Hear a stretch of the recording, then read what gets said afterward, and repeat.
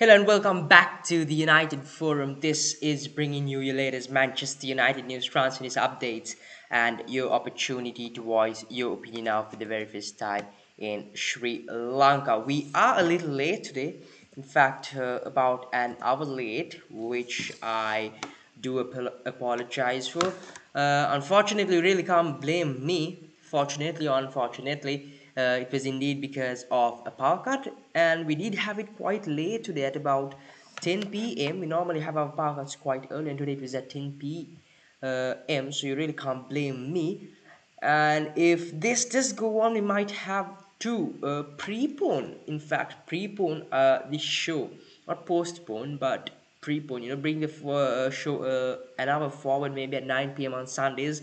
Let's just observe this for one more week, maybe next Friday and Sunday, and then come to a decision on that. But today I decided to go at 11 because I can't really shift the show tonight because I really did not expect the power to be cut today, which was in fact cut off at 10 p.m. So let's get on with the show, bringing you a bit of news today. I wanted to end the show quite early as well because it's a Sunday night and it's 11 p.m. Most of you guys have got to get busy because it's a new week. It's a Monday tomorrow, and yes, got to get up at 4:35 a.m. in the morning, and plenty of work to be done. So yes, let's keep the show short. And once again, I do apologize for the late show because of the power cut. You really can't blame me for that. So let's get talking. So like I did read the thumbnail, yes, Lisandro Martinez to Manchester United is a done deal, and here we go. It's signed and sealed. The paperwork have been signed. Signed in fact, and Manchester United did confirm that and did have an announcement on that as well. So the Martinez deal is done pending a medical, which is quite interesting because Manchester United don't do deals like this quite often. And in fact, when Manchester United do announce a deal, it's most of the times the deal done and signed, medicals done as well, and it's announcement straight off. But this time, in fact, the deal is a here we go. The documents have been signed. The paperwork, in fact, in other words, have been signed. All that's left is the medical, and then we are hoping to see that announcement video as soon as possible. So the official, in fact, yes, the official announcement from Manchester United is as follows. So an agreement has been reached for the transfer of Lisandro Martinez pending medical. And in fact, I think he also has to get his visa approved, and it is only after that this deal would be announced, in fact. So as of now, it's just a pre-announcement, you could call. So according to Manchester United is delighted to announce the club has reached agreement with Ajax for the transfer, in fact, of Argentine international defender Lisandro Martinez, subject to medical, to player terms being finalized, and to UK visa requirements, is what Manchester United have announced. So like I told you, not a deal that Manchester United does every day, because you normally see United announce a deal done mostly after the medicals are done and all the paperwork have been signed, and then you have an okay or a good or a bad announcement video, which we fans do anticipate with our fingers crossed, because we always hope for a you know uh, announcement video which does take us off our seats. So yes, the Lisandro Martinez deal is a done deal, and here we go. Now my opinion on this deal. Now do send in your opinions on the Lisandro Martinez deal. What you think about this deal? Interesting thing is, where would you think Martinez would play for Manchester United? Is he going to be that left-sided centre back for United? Is he going to be centre defensive midfielder, or would he even play at left back? Because we do know that Martinez can play as a left back. So my opinion on this deal is that, now United, like I have kept telling you, United have been crying for defensive midfielder throughout the past 3 summers. Now we do know that Lisandro Martinez can play as a defensive midfielder, but most of his time at Ajax he has played, you could say most of his time or equal time, as a defensive midfielder and a centre back. But I would say most of the time he has played as a left-sided centre back for Ajax, and it is as a left-sided centre back he has played under Erik Ten Hag and in Erik Ten Hag's system mostly. So it will be interesting to see where United actually plays him. Now, if Lisandro Martinez is actually going to be the official defensive midfielder, if he in fact official or not, if he is going to be the defensive midfielder for Manchester United, if Manchester United have recruited have recruited Lisandro Martinez to Manchester United as a defensive midfielder, my opinion on this deal is that this deal of Lisandro Martinez is going to be the most important deal Manchester United have had in 3 summers, in the past 3 summers. Why I say this is because for the past 3 summers, United have been desperately trying for a defensive midfielder. We never went for one. We were linked to Babacar Kamara this summer. We did not go for him. Aston Villa did poach him. So United did not go for a defensive midfielder. Martinez can play as a defensive midfielder. We saw how much of a what could I say, disaster Scott McTominay and Fred are as defensive midfielders. We saw how they used to be toyed, bullied and played by the likes of Demarai Gray from Everton when they did play as defensive midfielders. So the more of box-to-box midfielders, Scott McTominay and Fred, or McFred in other words to both of them. So that is why I actually say Lisandro Martinez would be one of the best deals United have done in the past 3 summers if he does come in as a defensive midfielder, because we need a defensive midfielder. We have been crying for a defensive midfielder. We have not had a replacement for Michael Carrick ever since he left. We have been trying different players. We have been trying Scott McTominay. We have been trying who is it? Yes, Fred. We have been trying Matic. Matic was superb, but it's just that he was aging. He did not have enough minutes on his leg. Van de Beek did not turn out to work as well. So we have been desperate for a defensive midfielder, someone who could break up play and as well as start up play with those key passes. United's spine has been weak for ages. Starting from our striker up front, we've gone from Zlatan Ibrahimovic, Marcus Rashford, Anthony Martial, and various other strikers, and now to Cristiano Ronaldo, who is also about to leave United. I'm not quite sure what is actually happening with him. So, starting from striker, which is where the spine starts, you could say. Striker, you go on to the number 10. We do have a good number 10 in Bruno Fernandes, who is playing quite well under Erik ten Hag.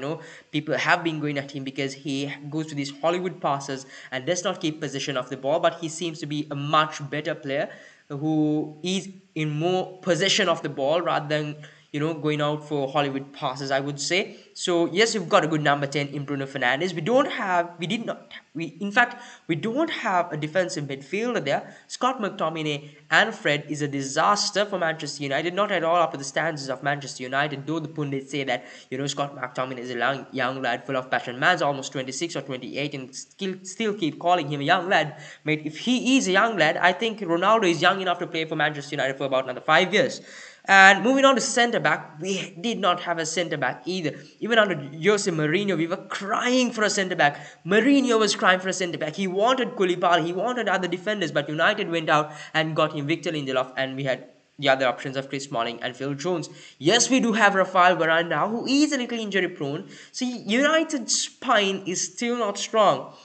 It looks quite good this season. Yes, we have Martial up front, you could say for now, because Ronaldo's future at United is not quite sure. And Martial does look a better player under Erik ten Hag. So let's start with Martial, who I wouldn't say is good.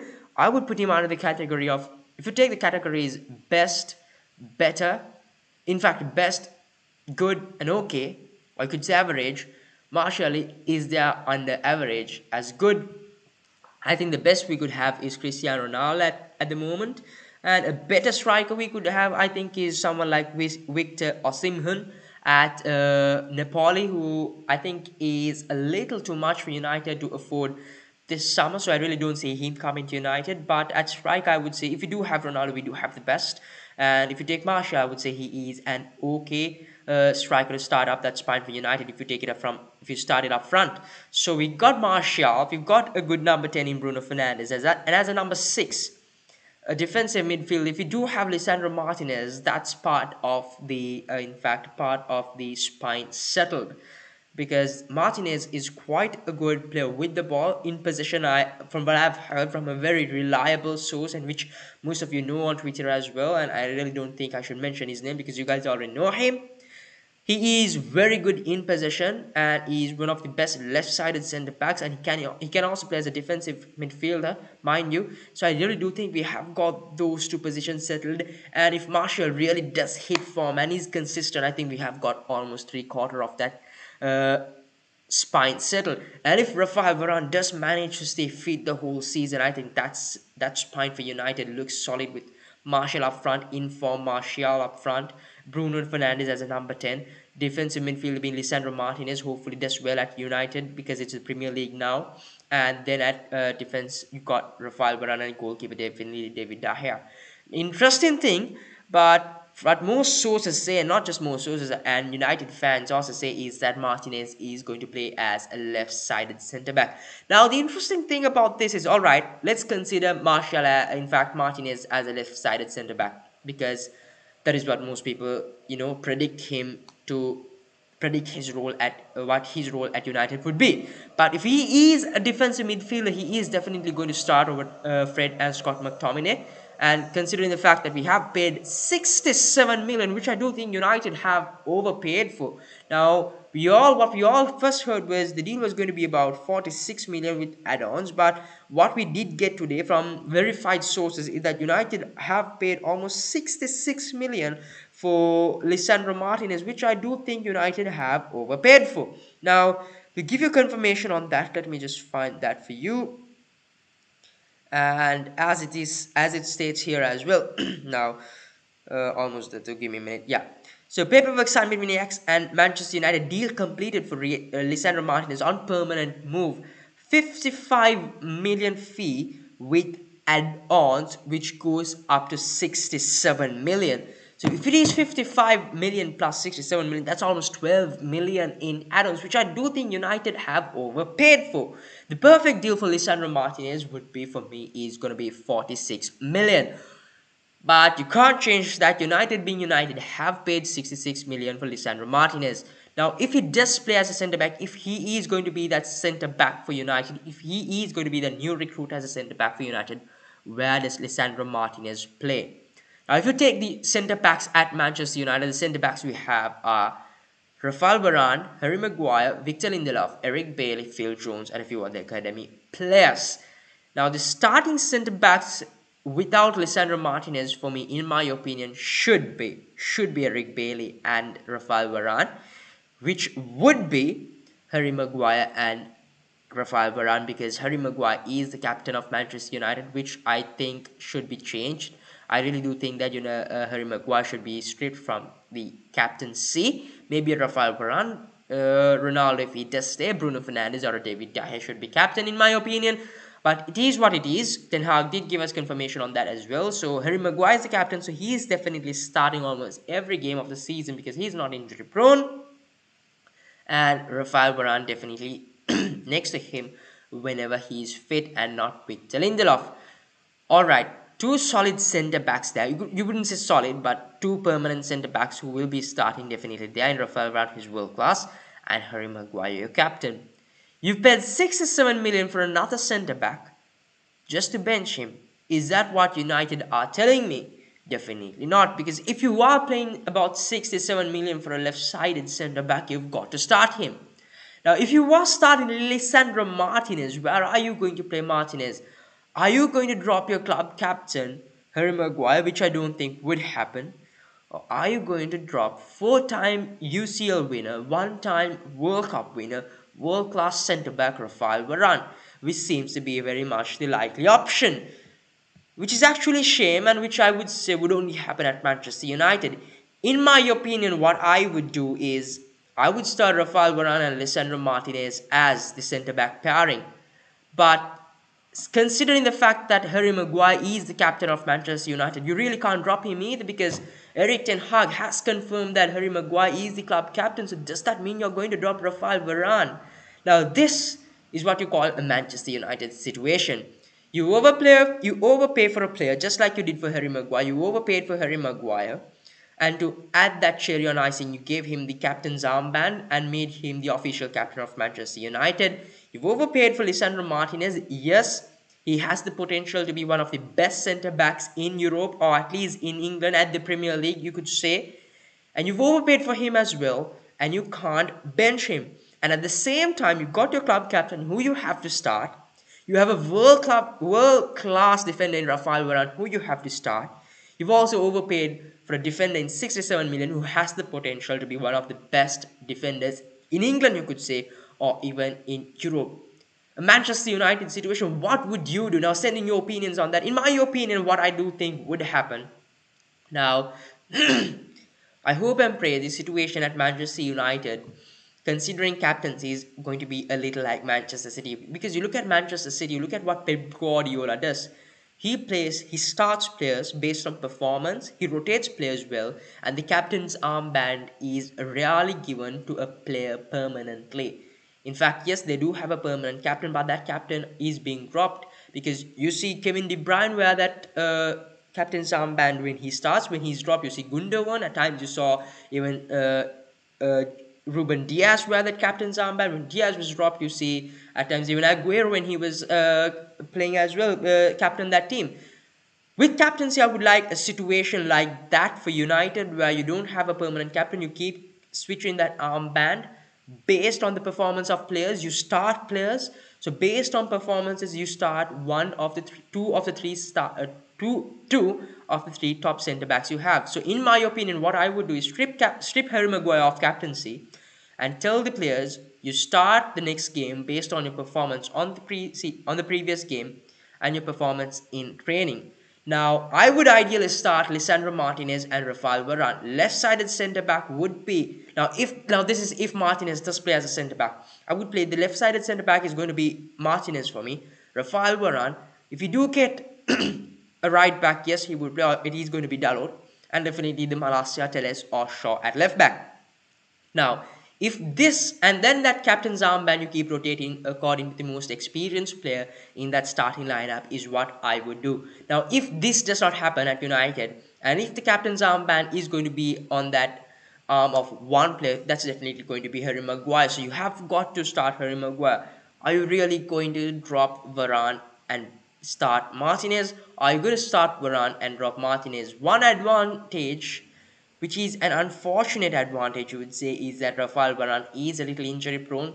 So yes, Martinez might get that game time, but if Varane does stay fit, it's quite a gamble. They are dropping Varane, isn't it? A world-class defender, just to partner Harry Maguire. You should be dropping Maguire, but then that brings a different statement in if you do not change the captaincy. So definitely a problem, a headache for Erik ten Hag, but I would say quite a decent, quite a good headache to be having for Erik ten Hag. Now, do send in your opinions on that situation. Who are you going to drop on that defense? Who are you going to start in that defense? Are you going to play a back five with three centre backs in Martinez, Maguire and Varane? Or are you going to drop Varane and start Martinez? Are you going to drop Harry Maguire and start Martinez? Or are you going to start Maguire and Varane and bench Martinez? So do send in your opinions on that on the live chat as well. And what you actually think about this price that United have done. Have you paid, or do you think it is going to be worth its money? Because Martinez definitely does have that potential to be one of the best centre backs. Now, moving on from that Martinez deal. Now, if you are wondering why Martinez's, in fact, Lisandro Martinez's official announcement video hasn't been posted yet, mind you, a deal is done. Yes, paperwork are to be signed. A few more paperwork are signed, or I'm not quite sure. I can't really remember. I think the paperwork are signed. And the deal is subject to a medical, if I'm not wrong, and yes, a visa based on UK terms. So yes, pending on those two needfuls, the Martinez announcement video will be done very soon. So moving on from Martinez, we move on to Pau Torres. In fact, just to give you a small update on that as well. So Pau Torres was also mentioned as a potential centre-back, as a potential centre-back signing for United. But Erik ten Hag wanted Martinez, and that is why United scrapped off Pau Torres from the list and went on to push for Lisandro Martinez, since Erik ten Hag did want Martinez. Now, moving on, we have the Eriksen deal. Now, the Eriksen deal is also somewhat like the Martinez deal, is a done deal, but the announcement video is yet to be done. Reasons, I'm not quite sure why. If I'm not wrong, the Eriksen deal is yet to be done due to a medical as well. I think his medical is yet to be done, and I think he's also got a few issues with his visa. If I'm not wrong, it shouldn't, no, definitely shouldn't be a problem with his visa because he did play for Brentford. I think the problem with the Eriksen announcement is because of his medical. I think his medicals are yet to be done. He's got some issue there, definitely. I'm not quite sure where it is, but Eriksen definitely won't be joining Manchester United on their preseason tour, along with Martinez as well. So Lisandro Martinez too won't be joining United on that preseason tour, unfortunately.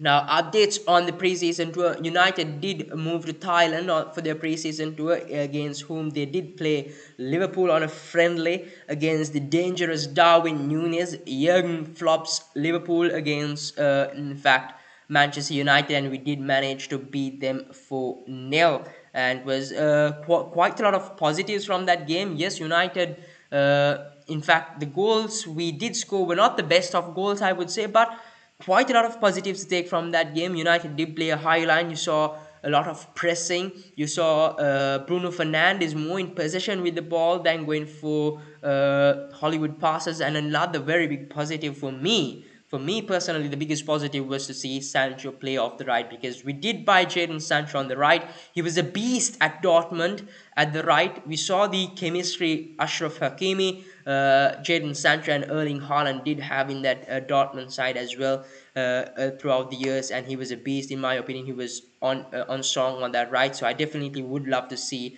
Sancho play on the right. I've told this last season as well. I would love how much I would love to see Sancho play off the right than on the left, and I definitely think his best position in that team is off the right. And the biggest positive for me from that preseason game was to see Sancho play off the right.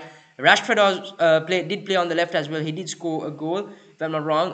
Martial is back pressing. No more lazy Martial. We saw him did press and turn over the ball and did score a goal as well. One little worry is to see Scott McTominay and Fred starting. I really hope that the duo Scott McTominay and Fred only start until this De Jong deal is done.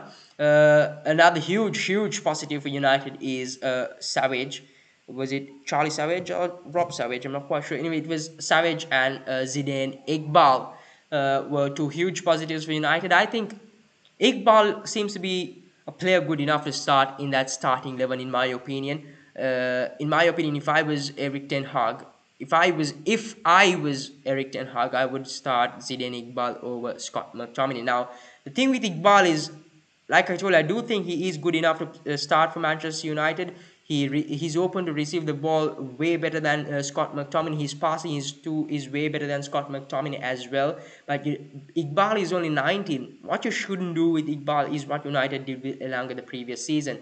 Now Elanga was 19 years last season, and he was what can I say? He was at 19. He was starting day in day out, playing 90 minutes throughout every game, and was one of the most, what can I say, was one of the forwards there who put most into the game than any other forward, more than Marcus Rashford, at times even more than Jadon Sancho, because he pressed for the ball, he went for every ball, he never gave up until the last minute. Yes, his skills aside, I think he's much more better of a player than on the left than on the right. But last season he looked a player who was hungry, a player who was more hungrier than the likes of Marcus Rashford, the likes of Fred, the likes of Scott McTominay.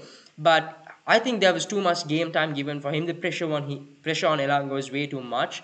What United should have done with Elanga was give him a 25-minute game at the start, then extend that to 30, 35, 40, 45. You start in the first half, remove him in the second half, or you don't start in the first half, put him in to the game from the second half. Now, what United need to do with Zidane Iqbal is not something they did with Anthony Elanga. They need to groom him into this first team quite slowly, make him mature. You start with maybe 5 minutes, 10 minutes, then you extend that to a 15 to a 20 gradually with his performance. As it gets better, you give him one half, then you give him a second half, and then maybe starting next season, you start him on full games. Maybe you have to groom him slowly and not just press him and give him 90 minutes day in day out with the world above his shoulders. Is what United shouldn't do. I definitely do think Savage and Zidane Iqbal wants to look out for the future, and I really do think they would be the midfield duo for United in the future very soon. I think they would be one of the best in England, if I'm not wrong, if they do carry on with their performances, just like, with that hunger, with that passion, with that intent they are playing with right now to that United side. If they do continue like that, the way they are right now, and don't get attracted to money and this greed for money, if they don't fall onto those thirst traps of money, I really do think that, if they discipline themselves well, I really do think they would be two united duo, a midfield duo United are going to remember for a very, very, very long time. Now, moving on from that, we've spoken about Eriksen as well. Eriksen is a done deal, pending a medical once again. The announcement video is yet to be done, and Eriksen and Martinez definitely won't be joining Manchester United on tour. And just a small update once again, United are currently in Australia. They did play Melbourne Victory, where they did win 4-1 as well on pre-season, and United's away shirt too was revealed. Unfortunately, I really couldn't update our social media pages. In fact, the Instagram page, as I was a little bit held up, I'll do start updating you guys starting tomorrow definitely, and that's a promise from me. So do give us a follow. If you're not following us on Instagram, do give us a follow at the united.forum. The link's in the description as well. You can go hit the link and hit that follow button as well. So moving on from Eriksen, Frankie de Jong. Now the Frankie de Jong deal has stalled. All eyes on Barcelona from Manchester United were yesterday, if I'm not wrong, because yesterday Barcelona did release that squad they were in fact their squad for the tour they were going on. I'm not quite sure where their tour is, but the squad for the tour was released yesterday, and most United fans were having their eye on that squad because De Jong's presence in that squad was going to determine his future at Manchester United, was what we did think. Now, what we Manchester United and most Manchester United fans and experts did think is that if De Jong was included in that Barcelona list, in fact Barcelona squad which was going on tour, the De Jong that in fact Frankie de Jong would not be coming to Manchester United, and if he was not included, it means that the De Jong deal to Manchester United is almost a done deal, and here we go. Now, very unfortunately, unfortunately, I really don't know what to say. It is unfortunately, or it is going to be unfortunately, De Jong was included in that squad on tour, and United fans were very, very worried about this. Now, the latest update that we did receive from that is that Erik ten Hag has pursued Manchester United to keep going for, in fact, to keep going for Frankie de Jong until the very end. Now, if this does happen, we might not. If United actually keep going for Frankie de Jong, even throughout this tour, keep going on negotiations and try to attract and get this deal over the line after the tour, that would definitely be United getting de Jong after the season starts. So, are you actually going to go behind a player who is not very sure of coming to United, who is desperate to stay at Barcelona, but Barcelona are desperate to offload him because they can't afford his wages?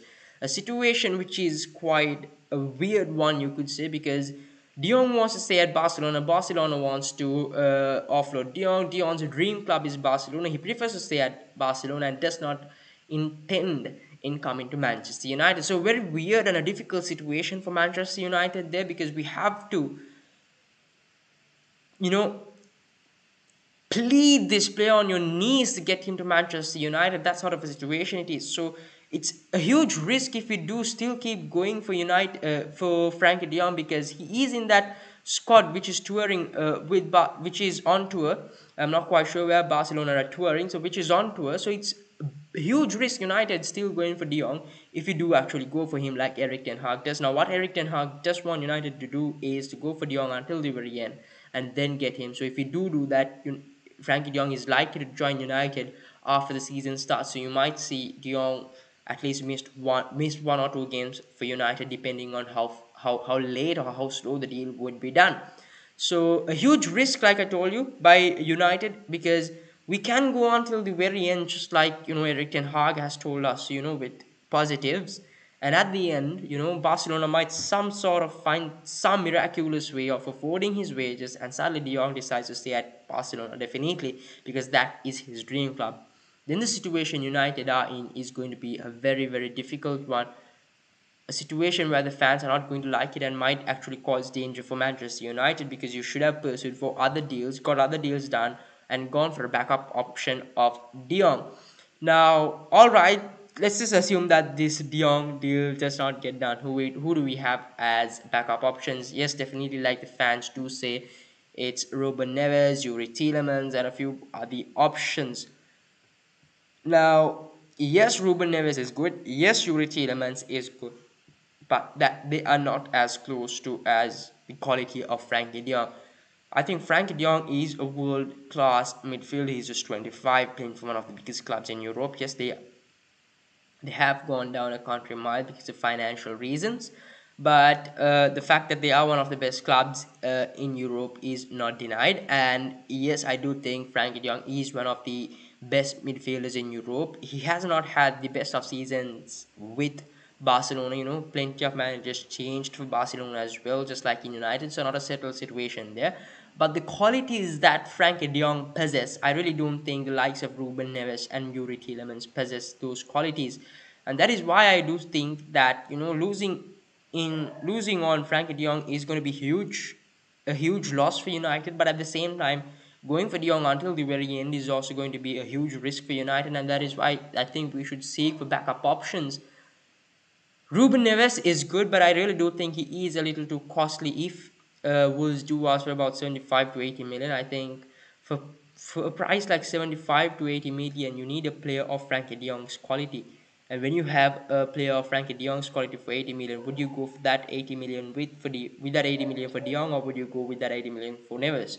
I personally would go for de Jong, and I would push until the very end. But like I told you, it's a huge risk, but huge risks give you huge rewards. So let's just have our fingers crossed and hope that the De Jong deal gets over the line. Now, Yuri Tielemans too would, I think, be a tough deal to get over the line, because we are once again dealing with Leicester, where they did manage to get 80 million for Harry Maguire.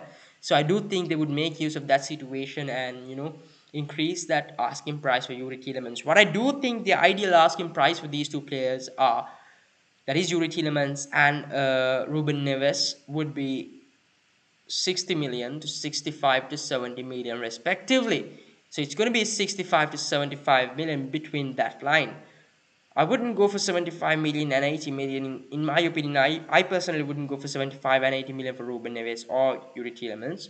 But maybe somewhere around 60 to 65 and maybe even 40 to 45 for Yuri Tielemans, considering the fact that he only has one more year on his contract. But the fact that we are dealing with Leicester City is a bit of a problem. And like I told you, yes, Neves is a good player. Yes, Tielemans is a good player. It's just that these players don't have the quality that Frankie de Jong possesses, and that is why I personally would push until the very end for Frankie de Jong. And like I did tell you, it's a huge risk, but big risks give you big rewards. So fingers crossed on that deal. Hopefully we get that deal done over the line. But the official reports, yes, from reliable sources like Fabrizio Romano, is that United and Barcelona have agreed on a fee for Frankie de Jong. Now, if a fee is actually agreed for a player, in normal circumstances, you don't actually agree for a fee for a player with another club unless the player wants to move. So I really do think Frankie de Jong wants to move to Manchester United, as desperate as he is to stay at Barcelona. But the fact that the likes of Fabrizio Romano and other reliable outlets have come and told that United and Barcelona have agreed on a fee for Frankie de Jong, I think gives you that bit of hope that de Jong would end up at Manchester United at least by the end of the transfer window. So fingers crossed on that deal. I really hope and pray that de Jong does come to United. I know a lot of you guys are moaning out there saying that we should move away from this deal, and the fact that he wants to stay at Barcelona, and the fact that we are pleading him so much to come to United says that we should move away from the deal. I think we should be doing what we are doing for Frankie de Jong, because we've had one of the worst seasons United have had in almost a decade. And we've had our the last season was one of the worst seasons. Like I told you, we've had one of the worst squads we've ever had in United's history as well. So we don't have Champions League football. We clinched the spot for Europa League by a thread. And to be convincing a player like Frankie de Jong, a player of his value, I think it's an obvious thing to be done. considering the state we were in a few seasons back. So I really do think what United are doing for De Jong should be done actually. And if we are to get De Jong quite easily, we should be a club as big as Real Madrid and stable as them right now. The fact that we are not stable and the current people we have upstairs, the instability of the club is why we have to do what we have to do in order to get Frankie de Jong. And moving on from that Frankie de Jong deal, do send in your opinions on that as well. Plenty of news today. I did want to end the show quite early as well. So United are also looking for a few other transfers. In fact, not three, but a few other transfers. According to Fabrizio Romano, United are not done with the Martinez deal. They are still hunting down players. They're also looking for another striker and a right back, depending on the situation of the current squad. So what I assume by that is, depending on sales, depending on Ronaldo's situation, depending on the sale of Aaron Wan-Bissaka, is when United would pursue for a striker and a right back. Yes, considering right back, United are linked to Denzel Dumfries. We were also linked to Ashraf Hakimi, but getting Hakimi would be a little difficult for United, considering that PSG don't need to sell and Hakimi is also not looking for a move. And United are looking at Denzel Dumfries at Inter Milan. Inter Milan are looking for a good offer. If a good offer does come for Dumfries, they are willing to sell him, because Inter Milan too are going through a few financial difficulties, and therefore if they do receive a good offer for Denzel Dumfries, they are willing to sell him, and United are looking at him and would go for him depending on the situation, or sale, in other words, of Aaron Wan-Bissaka. Now, what I do think, if I had to pick between Dumfries and Ashraf Hakimi, I definitely would go for Hakimi, considering our right winger Jadon Sancho has played previously with Hakimi as well. They have a good chemistry, they have a good relationship, they have good chemistry. So I really do think, considering offensive threat, Hakimi is more of a threat than Denzel Dumfries, whereas Hakimi is quite weak defensively, whereas Dumfries is, you could say, much more of an slightly all round right back, where he is decent offensively and defensively, comparing to the offensive qualities of Ashraf Hakimi. So I do think, yes, Dumfries is a good option. We are in fact going with backup option. Inter Milan used as the backup for Ashraf Hakimi. In fact, replace that word backup with replacement. And United are also linked with Sangare, the defensive midfielder. I really do think it would be. Would I say Sangare to United would be a good move? I would say yes, because we are desperate for a defensive midfielder. If I did have other reliable options, would I go for Sangare? No. I think United did miss out on Babacar Kamara, and I did watch a small compilation of the performance he did have in his preseason friendly with Aston Villa, and he seemed to be bossing that midfield. I think United had missed a huge talent in Babacar Kamara. I think he is one for the future as well. Unfortunately, Aston Villa have now poached him. He is a player for Aston Villa. I do think United have missed out for him. And considering the options we have, we really don't have any options out there for defensive midfield apart from Jude Bellingham, who is going to cost us quite a lot, because Dortmund are not going to sell him. And even if Dortmund are going to sell him, they are going to sell him for a hefty price tag as well. So that is why I wouldn't go for Jude Bellingham. But if United do have the finance, I would say the finance to go for him, I definitely would go for Bellingham, because he's young. He has proven himself in Germany. He's proven himself in the Champions League as well. He's shown that he is a leader in that midfield. He demands for the ball. He is a good player on possession as well, has the skills. So I definitely would go for Bellingham, but I do think he is, considering his price tag, United won't go for him.